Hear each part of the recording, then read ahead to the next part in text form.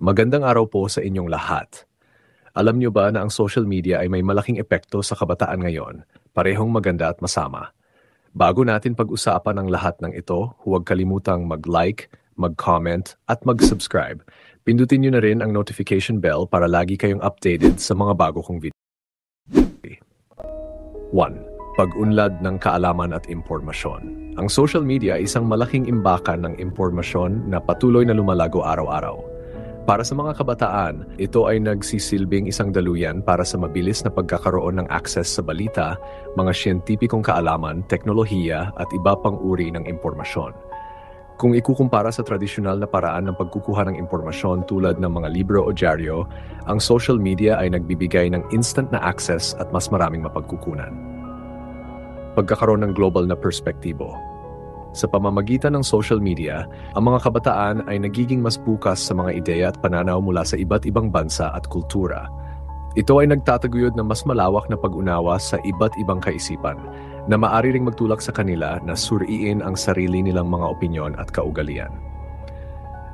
Halimbawa, sa isang post o artikulo sa Twitter o Facebook, maaring makipag-ugnayan ng mga kabataan sa mga diskusyon mula sa mga tao sa iba't ibang bahagi ng mundo. Ang ganitong uri ng interaksyon ay humuhubog sa kanilang kaisipan at pinapalawak ang kanilang pangunawa sa mga issue na mas malawak pa sa kanilang lokal na komunidad. Diverse sources of information.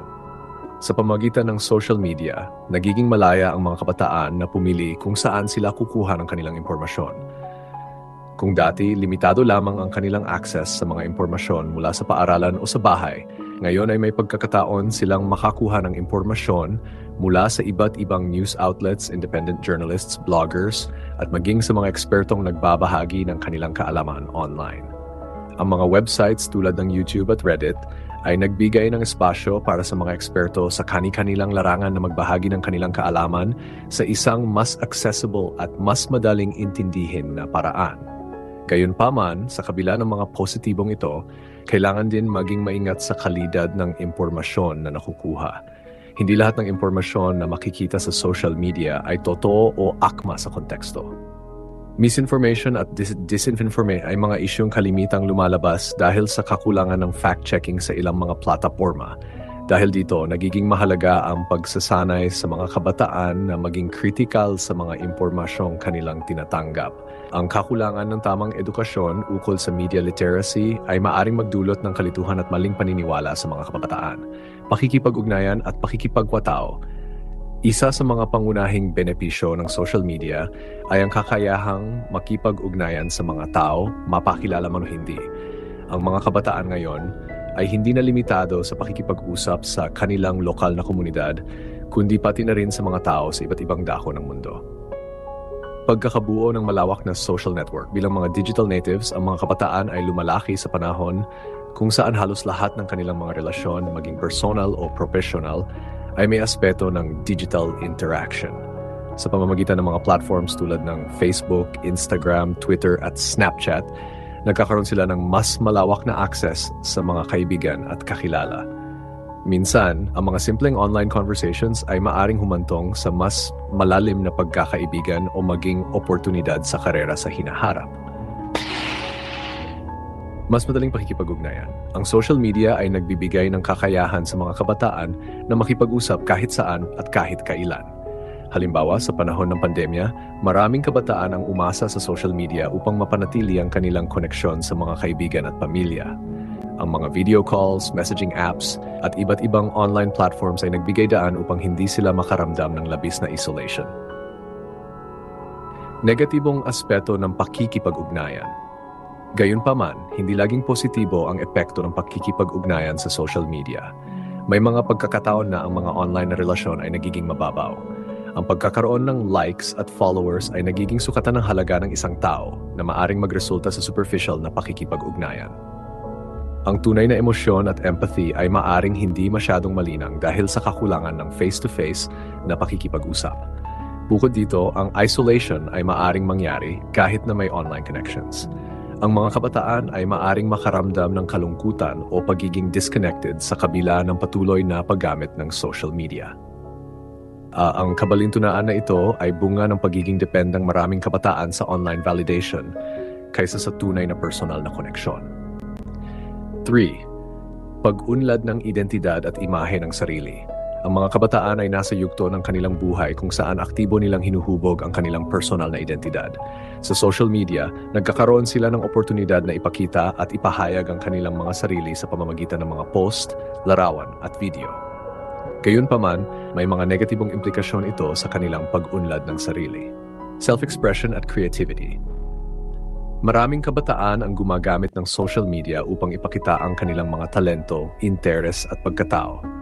Platforms tulad ng TikTok at Instagram ay nagiging espasyo para sa artistic expression, kung saan ang mga kabataan ay nagpo-post ng kanilang mga likha, kanta, sayaw o kahit mga vlog na nagpapakita ng kanilang mga karanasan. Ang ganitong uri ng self-expression ay nagbibigay ng kumpiyansa sa kanila at nagsisilbing outlet para sa kanilang emosyon. Pressure of perfection. Subalit, ang malayang pagpapahayag na ito ay may kasamang pressure. Sa social media, maraming kabataan ang naapektuhan ng kultura ng pagkukumpara. Ang constant na pagpapakita ng mga ideal na imahe ng buhay, katawan at tagumpay ay nagdudulot ng anxiety at insecurities. Ayon sa mga pag-aaral, ang highlight reel culture sa social media ay nagiging sanhi ng pagbaba ng self-esteem ng mga kabataan. Ang patuloy na exposure sa mga glamorous na imahe ng mga influencers o kaibigan ay maaring magdulot ng pakiramdam na hindi sapat ang kanilang sarili o buhay. Body image issues, ang mga platform tulad ng Instagram kung saan madalas na ibinabahagi ang mga litrato ng pisikal na anyo ay isang malaking pinagmumulan ng body image issues sa mga kabataan, partikular na sa mga kabataang babae. Ang pagdami ng mga filters at editing tools ay nagdudulot ng unrealistic beauty standards. Ang mga kabataang nakakaranas ng mababang self-esteem ay maaaring magkaroon ng unhealthy na relasyon sa kanilang katawan at isipan na maaaring mauwi sa eating disorders o depression. Distraksyon at produktibidad. Ang social media ay maaaring maging isang mahalagang tool para sa pagpapalawak ng kaalaman at pakikipag-ugnayan. Ngunit ito rin ay maaaring maging isang malaking distraksyon, lalo na sa mga kabataan na may limitadong self-discipline. Time management issues. Isa sa mga pangunahing problema na kinakaharap ng mga kabataan na gumagamit ng social media ay ang kawalan ng tamang time management.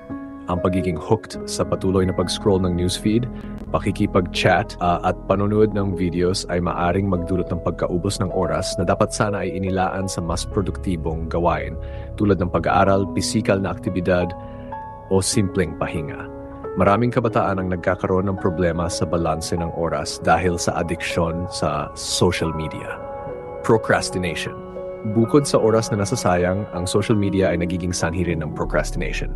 Kapag kailangan ng mga kabataan na tapusin ang isang mahalagang gawain, madalas na naakit sila na gumamit ng social media bilang paraan ng pag-iwas sa responsibilidad. Ang resulta nito ay ang pagkakaroon ng mas mababang kalidad ng trabaho, late submissions, at mas mataas na stress levels dahil sa cramming.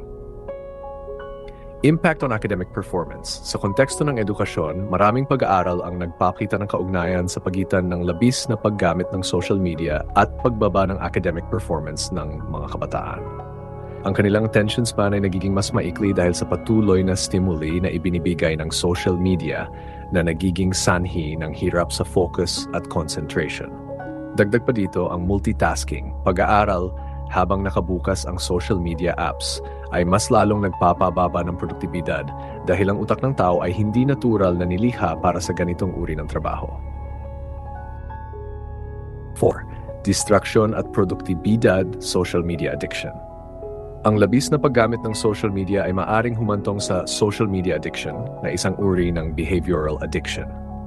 Ayon sa mga pag-aaral, ang dopamine, isang chemical sa utak na nagbibigay ng pakiramdam ng kasiyahan, ay inilalabas tuwing nakatanggap tayo ng mga likes, shares o positibong feedback sa social media. Dahil dito, nagiging mas madalas ang paggamit ng mga kabataan sa social media upang patuloy na makuha ang kasiyahang dulot ng mga positibong interaksyon. Ang ganitong kalagayan ay nagiging sanhi ng pagkabahala, pagkairita o depresyon kapag hindi sila nakakagamit ng kanilang mga account na maaring magpababa ng kanilang produktibidad sa akademiko o iba pang aktibidad. Epekto sa kalidad ng tulog. Ang labis na paggamit ng social media, lalo na bago matulog, ay maaring magdulot ng sleep deprivation o hindi sapat na oras ng pagtulog. Maraming kabataan ang pumupunta sa social media apps bago matulog at hindi nila namamalayan na nawawala ang oras habang nag-e-scroll o nakikipag-chat. Ang blue light na inilalabas ng mga screen ng gadgets ay nagiging sanhi ng pagkagambala sa produksyon ng melatonin, isang hormone na tumutulong sa pagpapasigla ng tulog. Kapag ang kalidad ng tulog ay naapektuhan, nagkakaroon ito ng negatibong epekto sa cognitive function ng mga kabataan na nakaapekto rin sa kanilang academic performance at overall well-being. 5. Paglaganap ng cyberbullying at negatibong kultura. Ang cyberbullying ay isa sa mga pinakamabigat na problema na dulot ng social media. Ang kakayahang manatiling anonymous online o ang kawalan ng pisikal na presensya ay nagbibigay ng pagkakataon sa ibang tao na magsagawa ng bullying o pananakot sa pamamagitan ng internet. Anonymity and online harassment. Sa maraming social media platforms, maaaring gumamit ng peking pangalan o walang tunay na pagkakakilanlan ang isang user. Ang ganitong anonymity ay nagbibigay ng kalayaan sa ilang tao na magsagawa ng harassment, slander o pag-insulto ng walang accountability. Sa kaso ng mga kabataan, ang ganitong uri ng harassment ay maaring magdulot ng malalim na emotional at mental na epekto. Ayon sa mga pag-aaral, ang mga biktima ng cyberbullying ay madalas na nakararanas ng depression, anxiety, at sa mga malulubang kaso, nagkakaroon ng mga suicidal thoughts. Pagpapalaganap ng hate speech at diskriminasyon. Ang social media ay nagiging daluyan din ng hate speech, diskriminasyon at rasismo. Maraming kabataan ang nagiging biktima ng panlalait batay sa kanilang hitsura, kasarian, lahi, relihiyon o anumang pagkakakilanlan. Ang malawakang paggamit ng internet ay nagbigay ng boses sa mga ekstremista at troll na nagpapalaganap ng negatibong kultura na nagdudulot ng mas malalim na hidwaan at pagkakawatak-watak sa lipunan. Epekto sa mental health ng biktima. Ang mga biktima ng cyberbullying ay madalas na nakakaramdam ng pagka-insecure at isolation. Ang kabiguan na labanan o ipagtanggol ang sarili sa harap ng mga nanlalait o nambubuli ay maaring magdulot ng pagbaba ng self-esteem, kawalan ng kumpiyansa sa sarili at maging sanhi ng pagkakaroon ng mental health disorders. Marami rin na nahiya o natatakot na humingi ng tulong, kaya't hindi nabibigyan ng tamang suporta.